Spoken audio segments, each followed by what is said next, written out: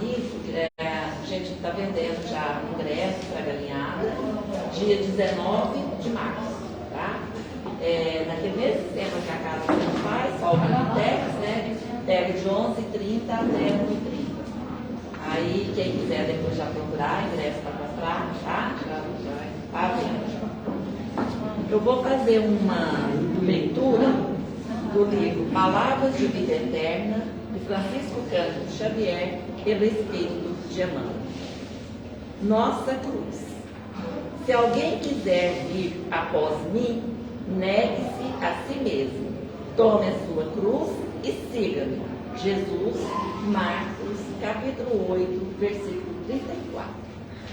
Ninguém se queixe inutilmente. A dor é processo, a perfeição é fim. Assim sendo, caminheiros da evolução ou da redenção, cada qual a sua cruz. Esse almeja, aquele deve, e para realizar ou ressarcir a vida pede preço. Ninguém conquista algo sem esforçar-se de algum modo. E ninguém resgata esse ou aquele débito sem sofrimento. Enquanto a criatura não adquire consciência da própria responsabilidade, movimenta-se no mundo a feição de semi-racional, amontoando problemas sobre a própria cabeça. Entretanto, acordando para a necessidade da paz consigo mesma, descobre de imediato a cruz que lhe cabe ao próprio burilamento. Encarnados e desencarnados, jungidos à terra, vinculam-se todos ao mesmo impositivo de progresso e resgate. No ciclo carnal, a cruz é a dificuldade orgânica, o degrau social, o parente infeliz. No plano espiritual, é a vergonha do defeito íntimo não vencido, a expiação da culpa, o débito não pago. Tenhamos, pois, a coragem precisa de seguir o Senhor em nosso anseio de ressurreição e vitória. Para isso, porém, não nos esqueçamos de que será preciso olvidar o egoísmo enquistante e tomar a nossa cruz.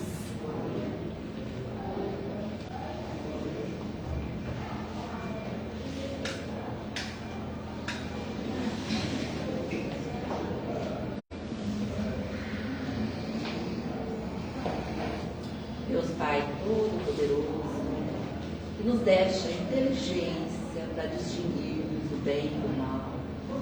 Ajuda-nos nessa caminhada, ajuda-nos a vencer os nossos defeitos, as nossas imperfeições, que são as barreiras que nos distanciam de Ti.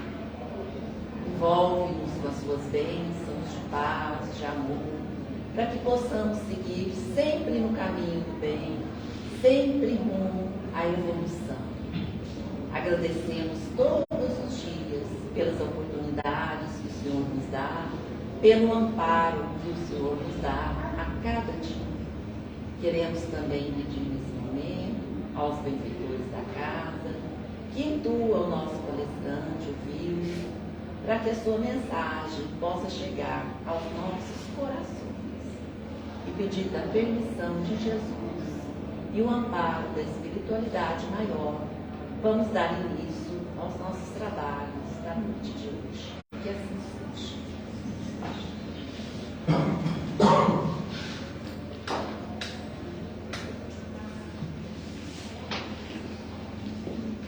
Então vamos convidar Deus mais uma vez da nossa casa. É um prazer recebê-los.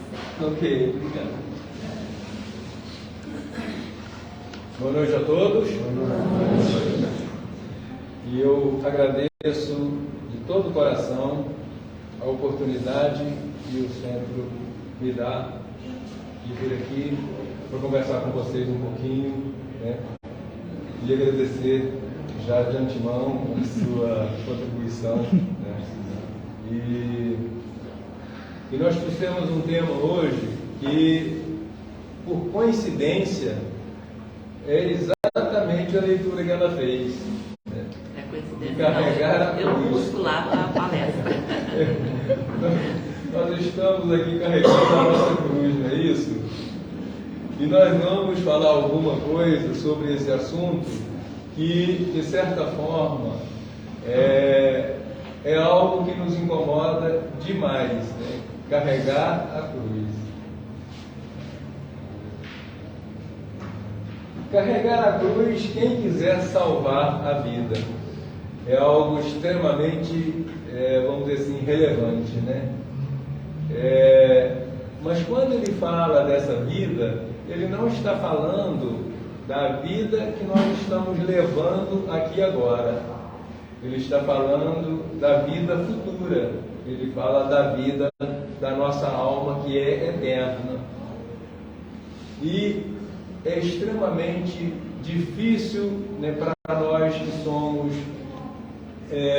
extremamente materialistas, encontrar, de certa forma, uma lógica compreensível pelos nossos sentimentos, né, ou pelos óculos dos sentidos nossos, quando a gente fala em promessa para o futuro. Não é? É muito parecido com a academia. Você sofre primeiro para depois você ter um benefício.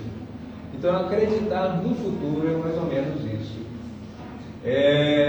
E aí ele coloca carregar a cruz. Né? E o que é, na visão singular, esse conceito, né, que esse tema encerra, carregar a cruz? Olha, nós sabemos perfeitamente que essa encarnação é uma oportunidade divina de correção dos nossos problemas. Né? Nós já viemos de outras encarnações, nós que somos espíritas sabemos disso. Muitas vezes não comportamos como verdadeiros espíritas, mas nós temos esse conceito e confiamos que é assim, acreditamos que é assim. Então, quando a gente reencarna, a gente está vindo para corrigir uma série de vícios que nós temos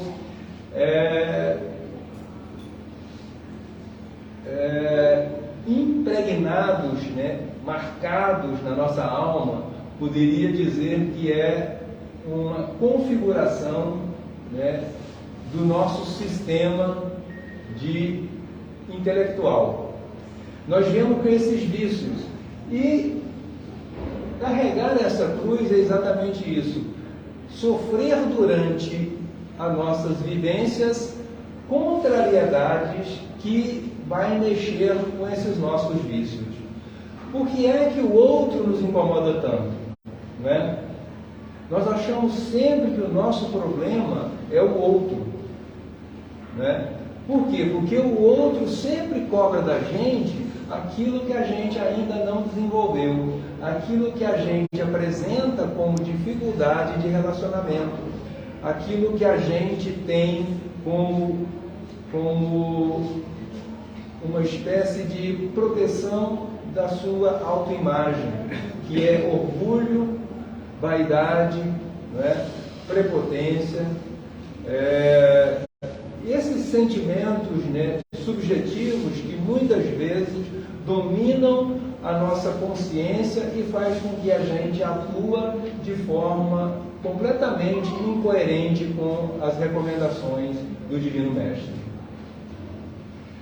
Relevância do tema para a nossa redenção na atual oportunidade de elevação moral. Qual é a relevância de tudo isso? Né? Ora, quando Jesus, né, caminhava entre nós, né, ele fez essa advertência, e a gente está no Evangelho. Né? Vocês receberão o galardão, né, no céu. Né? Esse galardão também se refere à vida futura. E o galardão é a gente trabalhar enquanto encarnado, contrariando muitas vezes os nossos desejos, para que sejam atendidos uma triagem ou um caminho que seja compatível com os ensinamentos do Cristo. Ou seja, amar a Deus sobre todas as coisas e amar ao próximo como a si mesmo. Se a gente conseguisse fazer isso, estava resolvido o nosso problema. Mas muitas vezes, antes de amar a Deus sobre todas as coisas, nós olhamos muito para o nosso interior, ou para o nosso subjetivismo, e por aquilo que somos viciados a fazer, que são as nossas imperfeições, e nós nos preocupamos em atender às nossas imperfeições, ao invés de buscar um comportamento que seja compatível com esse caminhar com Jesus. Então a relevância é exatamente essa, é a gente quebrar, né? É romper com aquilo que nos prende aos nossos vícios que foram adquiridos no passado, ou seja, as nossas vicissitudes. As vicissitudes humanas, elas podem ser adquiridas nessa encarnação, mas podem também vir de outras encarnações. Por isso, muitas vezes, acontece coisas com a gente e a gente diz o seguinte: poxa, eu faço tudo certo, eu busco ser honesto, eu busco compreender as pessoas, eu busco fazer o melhor de mim, e no entanto acaba acontecendo algo que me magoa, que me machuca, que me fere, parece que é sem razão. Mas a razão não está nessa encarnação, porque as vicissitudes, elas podem ter origem nessa e nas encarnações passadas. E quando a gente não tem memória, a gente não tem um link que nos leva à razão pela qual estamos sofrendo, a gente sofre em dobro, né? Como este tema nos auxilia a compreensão do momento atual? Gente, nós vivemos num momento atual bastante difícil, bastante conturbado. Eu estava vendo a Haroldo Dutra ontem e ele fez uma preleção para aquele curso que ele está dando agora. Não sei se alguém está acompanhando.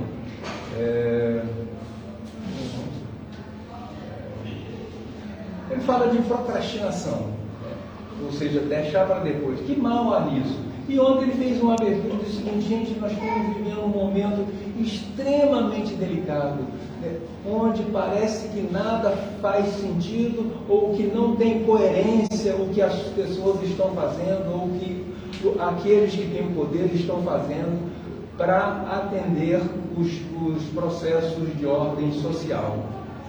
Parece que está todo mundo inconformado, parece que está todo mundo num grande sofrimento, né? E ninguém sabe por que a gente está sofrendo. Às vezes a gente tem essa sensação: vocês não sentem isso? Por que eu estou sofrendo tanto? Às vezes está tudo bem, a minha família está bem de saúde, os negócios estão bem, né? Eu não tenho nenhum atrito, nenhum conflito com ninguém. Parece que está tudo certo, o trabalho está indo bem, né? Nos meus estudos está indo bem, mas eu estou com uma sensação desagradável de que algo não está correndo bem. Isso é decorrência desse momento que a gente está vivendo, que é a transição planetária, né? Na transição planetária, muitas ocorrências ocorrerão sem que a gente perceba ou entenda por que está ocorrendo.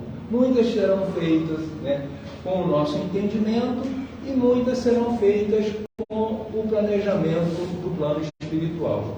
E aí a gente fica sem saber que a gente encontra essas dificuldades de aceitação das ocorrências do dia a dia.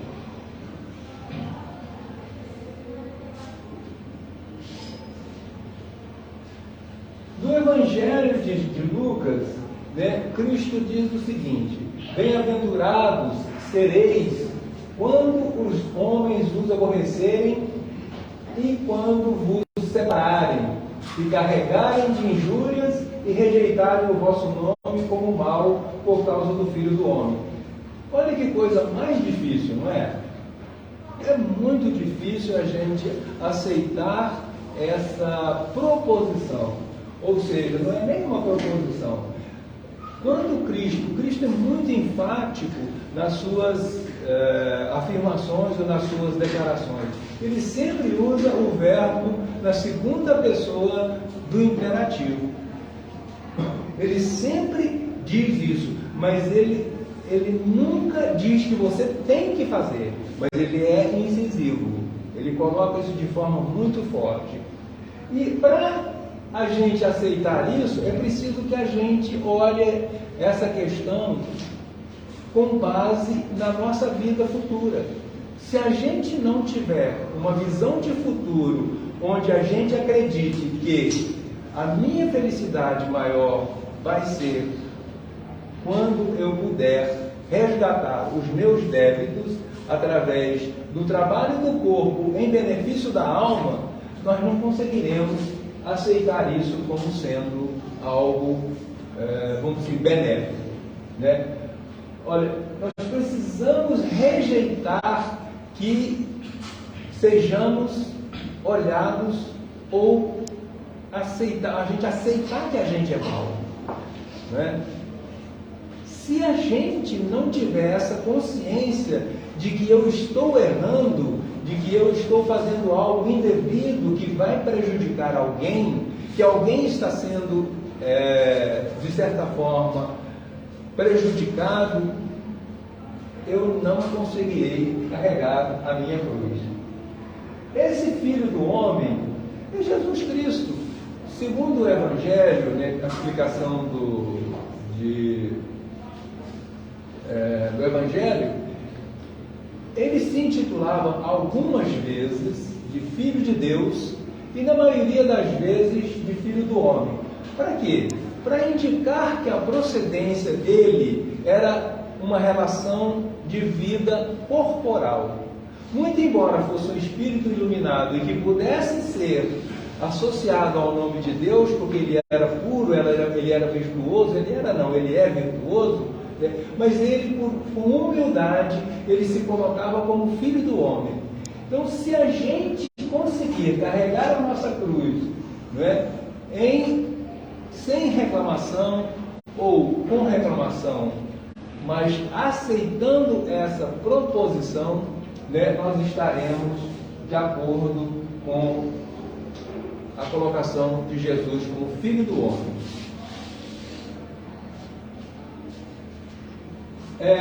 O Evangelho de João também faz uma chamada nesse sentido.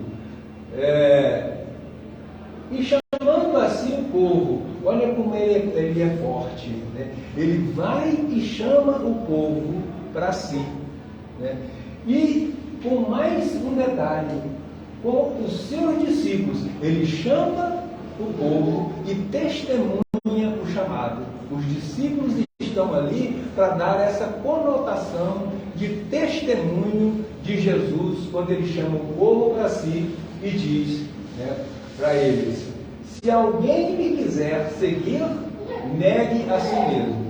Ou seja, caminhar com Jesus não dá para ter o conceito que a gente tem da gente mesmo para caminhar com Ele. Por quê? Porque nós ainda não conseguimos amar da forma que a gente precisa. Para isso, a gente tem esse amor já, mas eu preciso exercitar. Amor é exemplificação constante. Portanto, se quiser caminhar com Jesus, eu preciso negar, né, todas as minhas vaidades, o meu orgulho, a minha prepotência, a minha intolerância, a minha impaciência, o meu egoísmo. Eu preciso começar a entender que o caminho de Jesus não comporta de maneira alguma um comportamento parecido com o meu, né? Mas ele sabe também que nós ainda somos limitados porque nós estamos na Terra, planeta de expiação e provas. Então, o que é muito importante nesse momento para nós é boa vontade. Nós precisamos ter boa vontade. Mesmo tendo boa vontade, nós vamos em muitas vezes escorregar e fazer algo que não deve. Mas essa boa vontade não para. Você já viu aquele pessoal muito, às vezes, irônico, que diz o seguinte: ah, perdi o amigo, mas não perdi a piada. Eu perco o amigo, mas não perco a piada. Né? Às vezes a gente faz isso, né? Assim, de forma meio jocosa, meio brincalhona, a gente faz isso. Mas é preciso que a gente volte depois na condição da boa vontade. Tem gente que é muito radical nesse aspecto e condena veementemente as pessoas que se comportam fora da linha que Jesus está pedindo. Mas nós somos muito imperfeitos ainda, gente. Nós precisamos ter essa consciência, mas ao mesmo tempo ter também um pouco de complacência com a gente, porque senão nós vamos viver com uma culpa terrível. Concorda? Porque nós erramos demais ainda. E nós precisamos adequar o nosso comportamento com base nos ensinamentos de Jesus, mas sabendo que somos limitados e ainda somos bastante imperfeitos para seguir com coerência absoluta os ensinamentos colocados por Jesus. E tome a sua cruz e siga-me. Ele está dizendo, ele está sendo impositivo, imperativo nessa hora. Se você aceitar, ou se você quiser, né, salvar a sua vida, a condição é essa. Siga-me, mas siga deixando para trás o seu eu que não me serve. Porque o que quiser salvar a sua vida, perdê-la-á. Claro, né? Porque a condição é você estar com Jesus para poder salvar a sua alma. Se você não está com Jesus, você vai perder a vida. Mas o que perder a sua vida por amor de mim e do Evangelho, salvá-la-á. Ou seja, segundo os Espíritos, né, a felicidade na Terra é possível, dentro de um certo limite. Mas a felicidade dos Espíritos que desencarnam, sem muitos débitos e com uma vivência bastante coerente com os ensinamentos de Jesus, dizem que a felicidade é muito grande. Só que a gente não pode medir isso por enquanto, né? A dificuldade ou assim, a informação é preciosa, porém a comprovação dessa informação ainda vamos ter que esperar um pouco, né? Injúrias sofridas. Jesus recomendou, né, através do seu Evangelho, né, regozijai-vos quando os homens vos odiarem e vos perseguirem por minha causa, porque sereis recompensados no céu. Ele diz o seguinte: regozija-te. Você está com uma proposta de melhoria para você, e você encontrou o ambiente perfeito. As pessoas que estão do teu lado estão te ajudando. Então, olha isso com carinho, olha isso com amor, porque você foi sorteado. É isso que ele está dizendo. Você foi um bem-aventurado. Você encontrou o campo perfeito. Você encontrou as condições ideais para você se salvar. Então, gente, muitas vezes nós temos do nosso lado pessoas que se implicam muito com a gente, às vezes no trabalho, o próprio chefe da gente, né? Às vezes na família tem um que é muito cobrador, né? Às vezes os amigos também tem gente que é assim. Então, quem tem esses elementos na composição do seu círculo social, segundo o Evangelho, é abençoado, é bem-aventurado, porque ele está tendo a oportunidade de ser cobrado de um comportamento que ele propôs fazer e, de certa forma, não está fazendo. Por isso que as cobranças chegam em cima dele. Ok? Tome a sua cruz aquele que me quer seguir. Né? Tomar a cruz é o quê? É aceitar, né, que a minha postura de hoje não é legal. E eu vou começar a abandonar os meus hábitos, os meus vícios, que não são coerentes com caminhar com Jesus. E a partir daí, eu estarei carregando a minha cruz, né? E com certeza, se a gente fizer isso, nós vamos ser abençoados e receberemos muito auxílio dos Espíritos iluminados que caminharam e que vieram conosco na nossa encarnação para nos auxiliar na nossa jornada. Isso é muito sutil, mas é uma grande verdade. Quando a gente pratica o bem, qual é a sensação que a gente tem? Não é bom? É bom demais. É muito gostoso você se sentir, né, feliz porque ajudou alguém a resolver um problema. É assim que Deus quer que nós sejamos uns com os outros, nos tratando com amor, nos tratando com respeito e nos tratando como seres iguais, né, embora diferentes. E as diferenças são para quê? São para mostrar para mim que o caminho que eu sigo não é único. Pode ter outros caminhos que serão até melhores do que os meus. Então eu vou ter a opção, a oportunidade de escolha. Temos o livre-arbítrio exatamente para isso. Ok?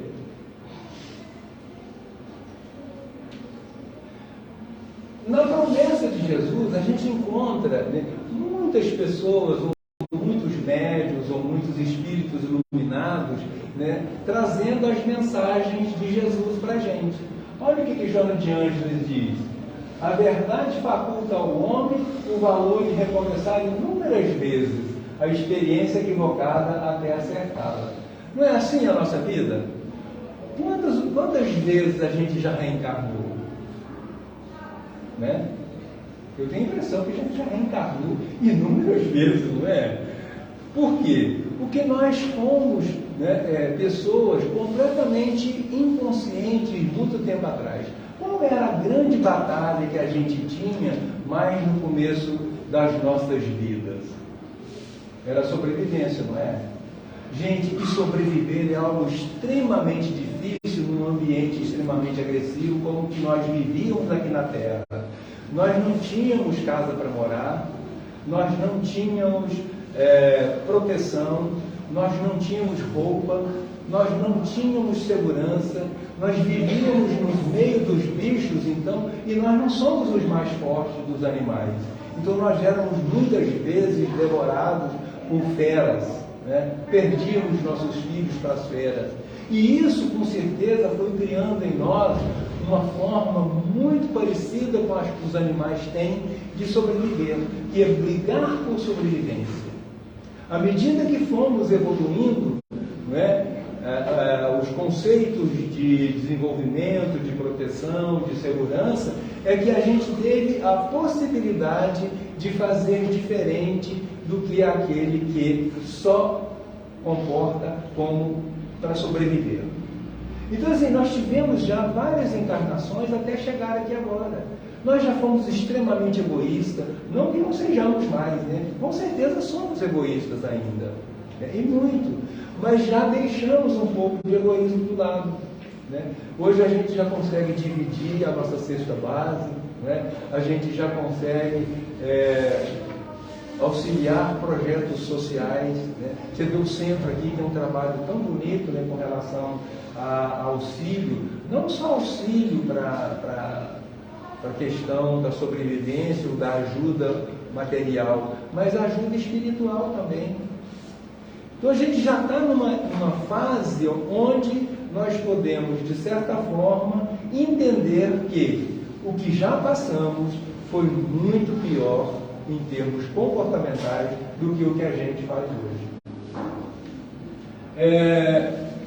Então essas experiências equivocadas a gente tem a oportunidade de resgatar encarnando de novo. Pela misericórdia divina, né, espíritos, né,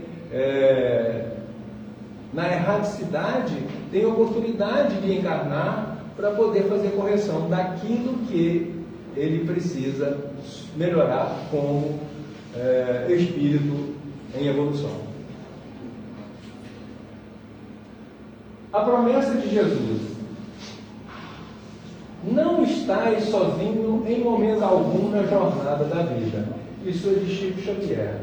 Ainda que por um instante te vejas abandonado, creia que ao teu lado segue uma falange de espíritos que trabalham por sua vitória. Não temas o amanhã. Não sofras antecipadamente por problemas que, na maioria das vezes, são frutos de tua mente fértil e teu coração ansioso. Lembra-te das conquistas que já alcançastes até aqui. Tudo dará certo, que assim seja. Olha, o feedback na vida da gente é algo extremamente bom, né? Tanto quanto ele é negativo, quanto ele é positivo. Porque quando ele é negativo, ele nos mostra que o comportamento daquele momento ou com relação àquele fato não foi adequado. Quando você tem um feedback positivo, você confirma, de certa forma, né, que o que você está fazendo é legal, é bacana, é construtivo. Então, o que Chico está recomendando para nós é que a gente não se desespere, porque nós não sabemos exatamente ou quase nada do que está acontecendo no mundo espiritual. No mundo espiritual, há uma organização construída com base no amor. Ninguém fica desassistido. Todos nós, por menos que a gente acredite, está nos planos da espiritualidade. E está sendo feito em nosso favor algo que vai nos ajudar. Às vezes não chega na hora que a gente esperava, mas chega na hora que precisa chegar, na hora certa. Então, esse lembrete de Chico Xavier, ele é bastante confortante. Para a gente confiar, nós precisamos construir entre nós e a espiritualidade uma ponte que nos dê segurança para seguir em frente. Porque tudo na vida nossa é construído, haja vista que não conhecemos os mistérios ainda, nós precisamos fazer isso com base na esperança. Esperança é algo fantástico, é algo que me alimenta, que me dá força, que me dá coragem, que me dá vontade de fazer. Por isso que a gente precisa ter planos, por isso que a gente precisa ter alvo, objetivo. É fundamental, porque é daí que vem a nossa esperança, e é da nossa esperança que vem a nossa luta. E quando a gente luta, quando a gente trabalha, a gente consegue. É o que ele está dizendo, né? Veja quantas vezes você já foi auxiliado, você já foi atendido, quantas experiências desfavoráveis você já venceu, né? Se a gente olhar o nosso histórico, nós vamos perceber que tivemos já muitas experiências ruins, mas com certeza nós conseguimos, através do auxílio dos nossos irmãos espirituais, né, contornar, gerir a situação, e o resultado foi extremamente bom. Não temos ótimas lembranças também? Quando falece uma pessoa na família da gente, é algo difícil, é um rompimento trágico, mas a gente acaba superando com o auxílio dos nossos amigos espirituais.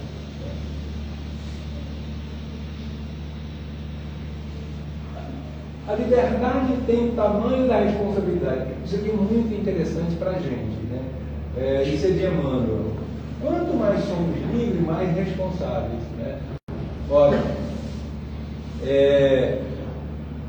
muitas vezes a gente quer liberdade para quase tudo, não é isso? A gente gosta muito de liberdade. Mas toda liberdade implica numa responsabilidade paralela, não é?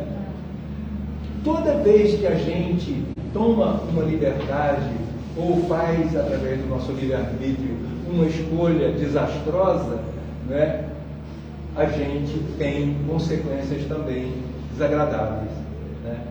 E aí, muitas vezes a gente diz, olha, por que, né? Por que, gente? Por quê? Mas a gente sabe, no fundo a gente sabe que não foi a melhor escolha que a gente fez. Então, liberdade é bom, mas a liberdade implica numa quantidade de responsabilidade muito grande. E quanto mais esclarecido quanto mais responsável, quanto mais moral, quanto mais ordeiro, quanto mais iluminado, quanto mais aproximamos da perfeição, mais responsabilidade a gente vai ter. Por quê? Porque nós conhecemos, né? O que não conhece, inclusive está no código, né, da Constituição, né? Ninguém pode alegar inocência, né, ou pode alegar falta de culpa por desconhecer ou por ignorar a lei. Mas é sempre um atenuante. Desde que você não saiba, é um atenuante. Mas a gente é assim mesmo responsável. Isso é um item da Constituição brasileira.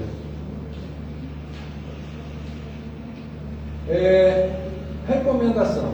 Eu gosto de colocar alguma coisa assim para a gente raciocinar, né, sobre que proveito a gente tira, né, de quando a gente conversa um pouco sobre esses temas. Né? Quando estejas cansado, renova-te pela prece. E quando te sintas aturdido pelas ocorrências desagradáveis, recorrerá à meditação. Segundo, né, a espiritualidade, quando a gente ora, a gente está falando com Deus. E quando a gente medita, quando a gente entra dentro da gente e cala as nossas reclamações ou os nossos pensamentos, né, a gente está ouvindo Deus. Então a gente ora, fala com Deus. Quando a gente medita, a gente está ouvindo Deus. Porque naquela hora a gente está muito livre e muito aberto a novas janelas. Vocês já perceberam que muitas vezes a gente para pensar um pouquinho e a gente fala assim, a gente chega à conclusão de que eu errei, não é isso? Eu errei. Às vezes a gente não tem coragem de assumir perante o outro o nosso erro, mas a gente admite junto com Deus. Por quê? Naquela hora Deus está falando com a gente. E a gente tem coragem de assumir perante a divindade que naquele momento a gente errou. Quando te descobrires com estresse e mau humor, recupera-te pensando em Jesus e buscando-o. Por que ele fala assim? Porque Jesus fez uma chamada, né, que é muito significativa, né, onde ele diz, né, vinde a mim todos vós que acheis, né, sobrecarregados, injustiçados, injuriados, e eu vos aliviarei. Então está ali, ó, estressou, cansou, ficou triste, aborreceu-se, está intrigado, chama por Jesus, para um pouquinho e vai até Jesus. Nós podemos fazer isso constantemente. Não há nada que nos impeça de caminhar até Jesus e pedir a Ele socorro quando a gente está numa situação dessa. E vocês podem ter certeza que a gente vai ser atendido. E vai ser atendido e nós vamos nos confortar e nós vamos nos sentir aliviados, porque foi assim que Ele nos prometeu. É promessa de Jesus. Não estais a sós. Seres amados te envolvem nas lúcidas vibrações que te sustentam as energias, te preservam a saúde e te vitalizam disposição para continuar servindo. Joana de Ângeles. Nós temos a assistência divina e a assistência do plano espiritual, né? Nós estamos constantemente sobre a guarda de Deus e sobre o auxílio, a ajuda dos nossos irmãos desencarnados, que têm a missão de nos auxiliar. Então a gente nunca está sozinho. A gente às vezes se põe sozinho e se acha extremamente sacrificado, se acha extremamente punido, vamos dizer assim, mas na verdade a gente não está, porque nós é que nos colocamos na condição de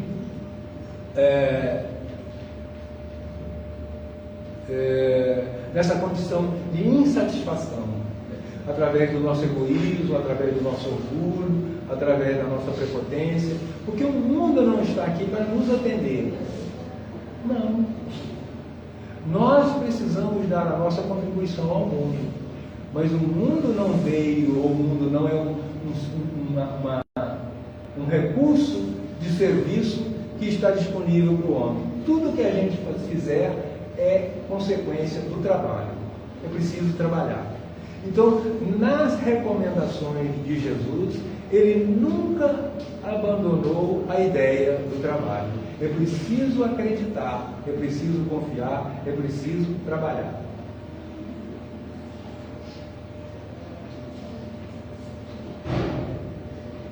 E uma conclusão. Jesus disse: vinde vós aqui à parte, a um lugar deserto, e repousai um pouco. O que é que isso significa para a gente?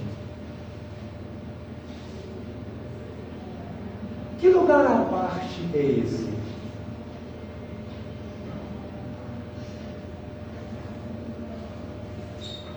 A humanidade sempre pensou que o lugar à parte era material, né?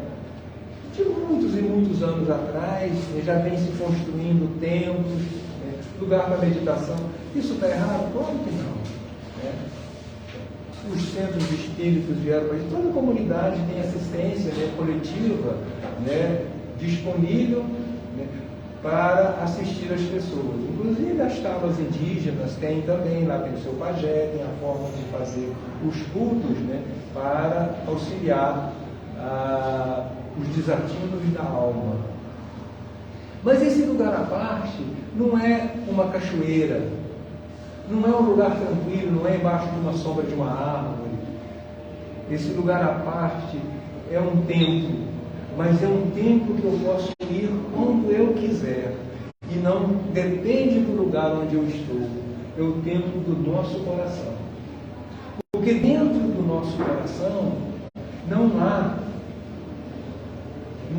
vocês podem ter certeza. Eles falam assim: ele tem um coração ruim. Não, ele não tem um coração ruim. O intelecto nosso é que trabalha muitas vezes as dissidências ou as maledicências, porque nós fazemos isso através do pensamento.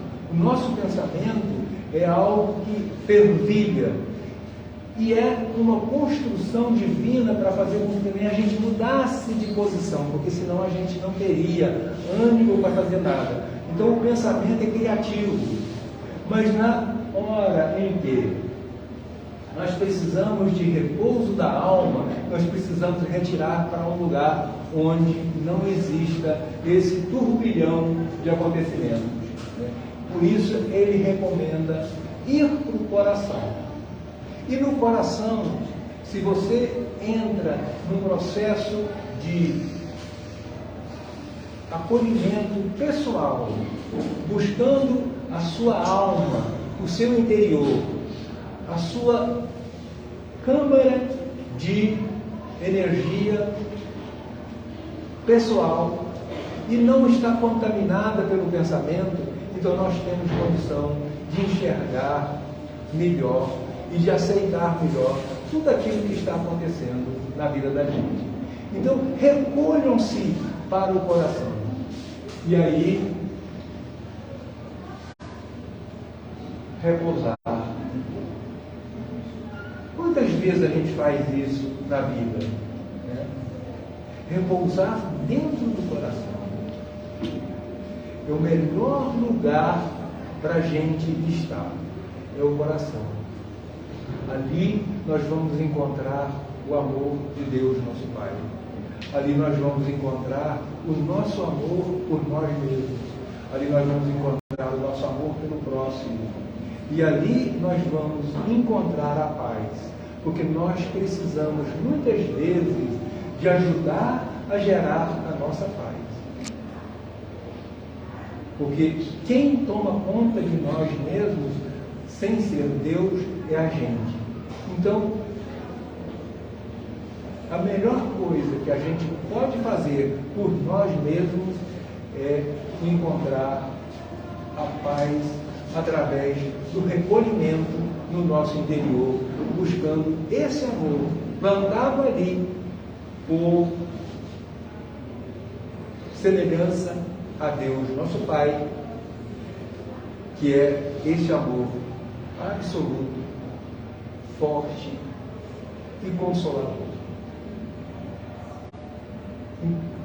Que nos nossos momentos difíceis possamos entrar no nosso coração e buscar essa paz que a gente tanto precisa e que tanto bem faz para a nossa vida.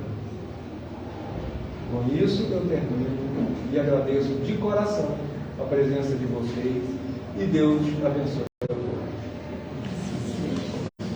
Muito obrigada, Luz. Coisa bonita que você falou, né? A gente tem que procurar a paz dentro do nosso coração, procurar o amor de Jesus, né? É muito importante. Muito obrigada. Muito obrigado.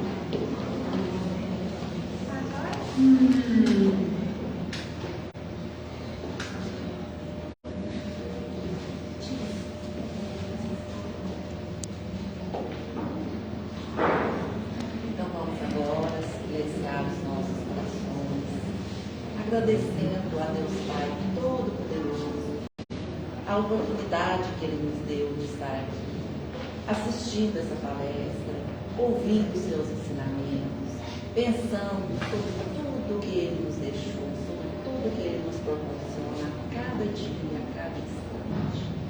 Que essa paz que nós estamos sentindo agora, nesse momento, possa ser levada conosco até os nossos lares, a todas as pessoas que lá se encontram, a todas as pessoas que se encontram nos nossos pensamentos. Obrigada, Pai, pelas suas bênçãos. Obrigada, Pai, por todo o amor que o Senhor nos dá, pela oportunidade que nos dá de caminhar sempre no caminho comprido. Que Jesus, na sua vida misericórdia, possa estar sempre ao nosso lado, nos iluminando e nos protegendo a cada instante dos nossos dias. E que assim